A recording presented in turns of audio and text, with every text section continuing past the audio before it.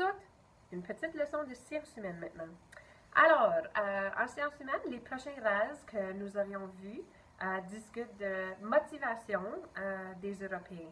Alors, motivation essentiellement, c'est pourquoi. Donc, pourquoi les Européens ont-ils voulu explorer l'Amérique du Nord? OK? Alors, quelques petites choses que je veux voir avec vous. J'ai dessiné une carte au tableau juste à main levée, j'ai pas tracé. Alors, oui, OK, les pays ont peut-être l'air bizarres, mais l'important, c'est que l'information soit là puis que vous puissiez suivre. Alors, motivation. Pourquoi est-ce que les Européens ont voulu venir en Amérique du Nord? OK? En Europe et en Amérique du Nord, les deux styles de vie extrêmement différents. Alors, on va retourner en Amérique du Nord et je vous porte ou je vous demande à réfléchir à ce qu'on sait de l'Amérique du Nord. Nous, on a parlé beaucoup des premiers peuples. On a parlé des différents modes de vie, alors qu'ils soient sédentaires, chasseurs-cueilleurs ou nomades. Mais on sait que dans chacun de ces styles de vie-là, les choses étaient très simples. Alors, dans quoi habitaient les peuples autochtones? Oui, vous le savez, on l'a fait il n'y a pas trop longtemps. Les tipis, des maisons longues, alors des habitations très rudimentaires. Ça veut dire, là, c'est presque comme, c'est pas compliqué. On ramasse des bois, des pots, on fait quelque chose et c'est dans ça qu'on habite. Alors, je vais juste ajouter ça.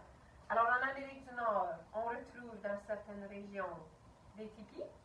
Il y a aussi les maisons longues, alors ceux-là qui ressemblent un peu plus à ça, avec des morceaux de peau et quoi que ce soit. Mode de transport. Le mode de transport, on sait que c'est plutôt canot. OK? Et puis, les gens s'alimentent de quoi? Ben, ils s'alimentent de ce qu'ils peuvent chasser. OK, alors je vais juste... OK? Alors, ce qu'on peut chasser, c'est ce qu'on mange. Alors, vous voyez que le style de vie ici, c'est beaucoup plus comme nous, on considère, je ne veux pas dire en camping, mais quelque chose du genre où on vit de la nature. OK? C'est très simple. Vous savez que les trois styles de vie étaient différents. Il y en a qui se déplacent, d'autres pas, dépendant de ce qu'ils mangent. Les gens nomades devaient suivre le gibier, on se souvient de tout ça. Alors, la vie est super simple en Amérique du Nord. OK? Les gens mangent pour vivre et vivent pour manger. Alors, c'est un peu ça, leur style de vie. Certains, ils ont leur religion à eux, ils ont leurs croyances, ils ont tout un système en place. Leurs villages sont éloignés les uns des autres dans les tribus. C'est très, disons, là, ce qu'on voit ici, là, c'est la nature qui est prédominante. Okay? Alors, la nature, que ce soit par les fleuves, que ce soit par la végétation et par ce qu'on habite, on voit autour de nous beaucoup d'éléments naturels. Maintenant, en Europe, les choses sont très différentes. Alors, premièrement, en Europe, une grande différence, c'est que la population, elle est beaucoup plus tassée, okay, ou coincée.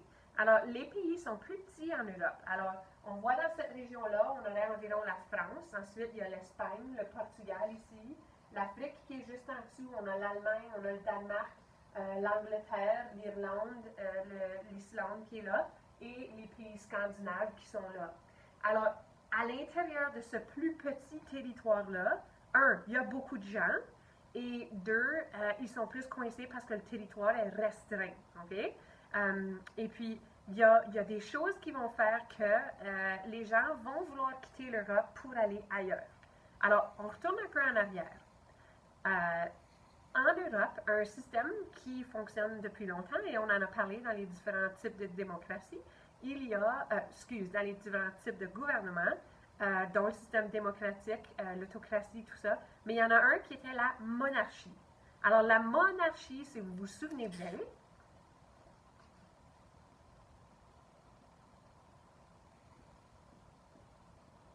c'est la royauté. Alors, les rois et les reines, ils ont des royaumes. C'est eux qui sont, disons, avec l'Église, parce que l'Église était très importante à ce temps-là aussi. Alors, il y a le roi avec l'Église et ils gouvernent ensemble. Le roi, la reine ont des droits, ils ont des sujets qu'on appelle les gens plus pauvres en dessous d'eux. Mais en Europe, à ce temps-là, il y a des rois et des reines dans plusieurs pays. La France, l'Angleterre, le Danemark, l'Espagne, Portugal, tous ces pays-là. Et n'oubliez pas, j'ai peut-être oublié de dessiner la petite botte, mais l'Italie. OK? L'Italie, on la trouverait un peu plus comme ici, là, OK? Alors, je vais l'ajouter parce qu'on va en parler tantôt. Alors, l'Italie qui est là, OK? Et oui, j'ai dessiné une jolie botte. Mais en Europe, on a plusieurs rois et reines dans plusieurs pays. Alors, les rois et les reines, il faut savoir que, oui, en Amérique du Nord, on a les premiers peuples, et ils ont leurs chefs, les chamans, tout ça. Mais en Europe, on a déjà des villes avec des cathédrales, des villes avec des rues, des choses comme ça. Certains, c'est pas des villes comme maintenant, c'est pas moderne, mais c'était pour eux, c'était très moderne. Alors, il y avait des gens, par exemple à Paris, ou même en Écosse ou en Angleterre, puisque c'est très coincé, les gens vont construire en hauteur quand même, mais c'était des petites maisons qui étaient très tassées. Alors,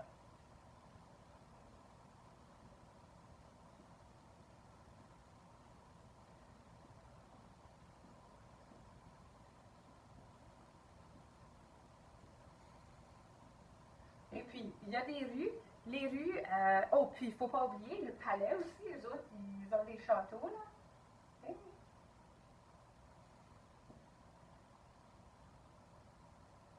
Alors, depuis le Moyen Âge, on voit des structures qui sont beaucoup plus complexes montées en Europe. OK? En Europe, ça se fait des rues. Il faut dire que les rues ne sont pas nécessairement super belles. Il y en a qui sont pavées avec des pierres des pierres qu'on a dû déposer à la main. Il y a des maisons construites en bois ou peu importe, mais beaucoup de gens très coincés. Il faut dire que c'est pas très propre en Europe. OK? Une habitude que les gens ont dans leur chambre, ils ont ce qu'on appelle un pot de chambre. Et le pot de chambre, c'est essentiellement un bol dans lequel tout le monde fait ses besoins la nuit. Et là, on prenait ça et on le jetait en dehors de la fenêtre et ça atterrissait dans la rue. Alors, s'il y a des gens qui marchent dans la rue, ça se peut que les besoins de quelqu'un leur aboutissent sur la tête. OK? Alors, des choses. Alors, en Europe, on peut dire que les gens sont plus coincés. OK? C'est moins sanitaire. OK? Alors, je vais écrire moins sanitaire.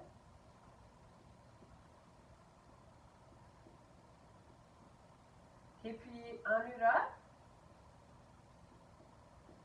il y a beaucoup de pauvreté parce que les rois et les reines qui sont en charge, eux autres, oui, ils ont beaucoup d'argent, mais les pauvres, euh, malheureusement, parce qu'il y a beaucoup de gens, puis il n'y a pas nécessairement assez d'argent ou quoi que ce soit pour tout le monde ou pas assez d'emplois, les pauvres font vraiment pitié. Tandis qu'en Amérique du Nord, le système de tribu, tout le monde avait un rôle à jouer. Alors c'était un peu différent. Alors on voit déjà que les choses sont différentes. Alors ici, euh, ils ont des grands espaces. Et on a dit qu'il y avait la nature. C'est très simple. OK? Mais en Europe, les choses sont déjà plus avancées, si on veut, de façon, des avances technologiques, pas vraiment technologiques, mais il y a des avances. Quoi que oui, en technologie, mais c'est pas la technologie qu'on connaît de nos jours.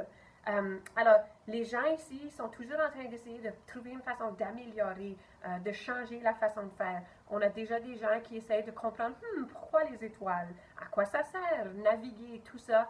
De fait, leur bateau, okay. Tantôt j'ai parlé de caravelle, alors des bateaux à voile, OK? Il n'y a pas de moteur là-dedans, on dépend entièrement du vent. Ici, ce sont des canaux, alors on voit les différences entre les deux. Maintenant, ce qui va arriver en Europe, c'est qu'à un moment donné, il y a des gens, il y a beaucoup de, on se promène beaucoup en Europe, OK? Les gens explorent différents pays à la recherche de certaines choses, OK? Et puis en Europe, on voit ici, je l'ai dessiné, ici c'est l'Inde, OK? Euh, et puis il y a des explorateurs qui se rendaient d'Europe et faisaient le trajet pour se rendre jusqu'en Inde. Bien, pourquoi? Parce qu'en Inde, ils ont des épices, ils ont de la soie. Alors, des épices, par exemple, la cannelle, le sel, le poivre, des choses comme ça. Parce que leur température en Inde est beaucoup plus chaude que ce qu'on est habitué en Europe. Et puis, eux ont des choses qu'on n'a pas nécessairement en Europe. Alors, les explorateurs vont suivre ce trajet-là pour aller chercher de la soie, des épices, même des pierres précieuses, des choses comme ça. Et puis, pour la reine, qui demande toujours plus et qui en veut plus. Et là, à un moment donné, il y a des gens en route pour l'Inde.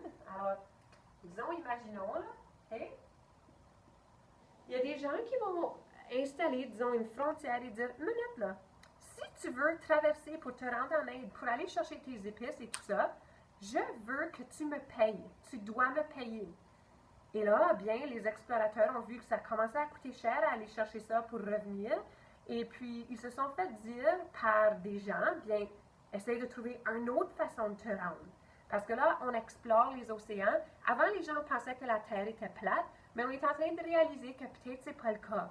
Il y a des gens qui ont lancé des théories super intéressantes. On va dire qu'ils sont fous puis qu'ils perdent la boule, mais essentiellement, on sait que, nous, on le sait que c'est vrai, ça va venir. Alors, les explorateurs vont être, disons, le voyage va être organisé par les explorateurs. Ce sont les rois et les reines qui vont donner de l'argent, des bateaux, pour dire oui, va faire ça. Va faire ça pour moi, la reine de la France. Et là, si on découvre quelque chose, c'est la France qui va aller chercher toutes les choses et rapporter ça, puis être fière de dire que c'est nous. Quoique là, on cherche une route plus rapide. On sait qu'on peut passer autour de l'Afrique et se retrouver en Inde, OK? Marco Polo a tenté de le faire, puis ça, on le sait, si vous cherchez des noms d'explorateurs, c'est intéressant. C'est pas facile. Ils vont se perdre en route. Essentiellement, ce que les gens vont faire, OK, c'est traverser l'océan, puis arriver dans les Amériques, un peu plus au sud, dans le coin plus au sud de la Floride, là, avec tous les pays qui sont là, et ils vont penser, on a découvert les Indes! Et c'est pour ça qu'on appelait ces gens-là, qui habitaient là, des Indiens. Mais vraiment, ce ne sont pas des Indiens. L'Inde est là-bas, puis les autres sont là-bas, OK? Ça, c'était ce qu'on aurait appelé des peuples aborigènes ou autochtones, mais on les a appelés des Indiens parce qu'on croyait être en Inde, mais ils ne sont pas du tout en Inde. Et puis là, plus tard, d'autres rois et reines vont envoyer d'autres bateaux parce que là, on a découvert les Amériques. Puis dans les Amériques, on croit qu'il y a de l'or, on croit qu'il y a une tonne de bois. En Europe, on a construit beaucoup de maisons, on a abattu beaucoup d'arbres, il n'y en a pas beaucoup. Mais là-bas, il y en a une tonne. Et si vous avez regardé le documentaire de Samuel de Champlain, essentiellement, c'est ça. Samuel de Champlain a été embauché, si on veut dire, de mener une expédition par le roi de France. Et lui, il s'en va à la recherche de nouveaux territoires. Parce qu'on dit que c'est coincé en Europe. OK, bien écoute, si on trouve un nouveau territoire où on peut aller mettre des gens, on va créer une nouvelle France. Et c'est essentiellement ce que ça s'est appelé pendant longtemps en Amérique du Nord, OK, dans cette région-là. On va appeler ça la Nouvelle-France. La vieille France, elle est là. La Nouvelle-France, elle est en Amérique du Nord. Et on pense qu'on va pouvoir améliorer les choses. Mais n'oubliez pas, ils arrivent là où il y a déjà des gens. La vie est beaucoup plus difficile, c'est plus rudimentaire. Et puis, s'ils pensent qu'ils vont venir ici pour avoir chaud, c'est pas du tout un voyage comme aller au Mexique. Oui, Christophe Colomb, qui a découvert les Amériques en 1492, lui, il a trouvé de la chaleur un peu plus au sud. Mais là, ce qui arrive, c'est que l'Espagne se trouve déjà là, la Hollande. Il y a beaucoup de pays ici déjà. Puis la France puis l'Angleterre, qui sont peut-être un peu soit les derniers à se déniaiser, ou ils arrivent là-bas, puis ben il y a déjà du monde ici. Moi, je vais aller explorer ailleurs. Et ils vont explorer la côte jusqu'à ce qu'ils découvrent ce qu'on connaît maintenant comme le Canada ou même l'Amérique du Nord, la côte ici des États-Unis. Les Anglais et les Français vont se faire beaucoup la guerre pour ces territoires-là. Les autres pays sont plus au sud. Alors, c'est super fascinant. Moi, j'ai une majeure en histoire, alors tout ça, je trouve intéressant. Petite récapitulation. Le but d'aujourd'hui, c'est vous faire réfléchir. Les motivations. Alors, pourquoi les Européens ont décidé de venir explorer? En Europe, ils sont coincés. En Europe, c'est moins sanitaire. Les conditions de vie ne sont pas fantastiques.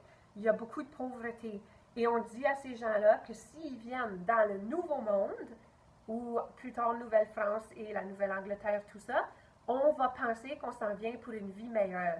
Mais les gens vont faire l'erreur de penser que ça va être facile, ce que ça ne sera pas du tout. Alors, regardez le documentaire Petit Champlain. Une autre raison, ici, là, en Europe, les religions, plus on a de gens qui suivent notre religion, alors plus qu'on a de pratiquants, plus on a de la grandeur, OK? Et là, il va y avoir, à un moment donné, les religions vont dire, écoute, si on s'en va là-bas, puis on peut partager notre religion avec ces gens-là, ça va nous faire encore plus de gens qui croient en notre Dieu. Puis ça, c'est toujours une bonne chose d'avoir des gens qui suivent ce qu'on croit. Mais, encore une fois, ça va se faire des fois où les autres, pourquoi est-ce qu'ils ont vraiment besoin d'être sauvés? Il y en a qui vont être prêts à entendre ce que les gens de l'Europe vont dire, mais d'autres pas tant que ça. Alors, je vous laisse avec ça. OK? Imaginez ça, ces voyages-là. Ça va avoir l'air de quoi, ça, dans 50 ans? Après qu'on explore un nouveau territoire, on retourne dire, hey, c'est fantastique, on envoie d'autres mondes, on fait le va-et-vient, qui peut en passer en 2 à 3 mois, dépendant des courants marins. Parce que s'il n'y a pas de vent, la petite caravelle, là, elle avance pas. Il y a des bateaux qui ont attendu des semaines et des semaines au milieu de l'océan Pacifique sans se déplacer parce qu'il n'y avait pas de vent. Il y avait des temps de l'année où c'était mieux, mais les meilleurs explorateurs le savaient ça.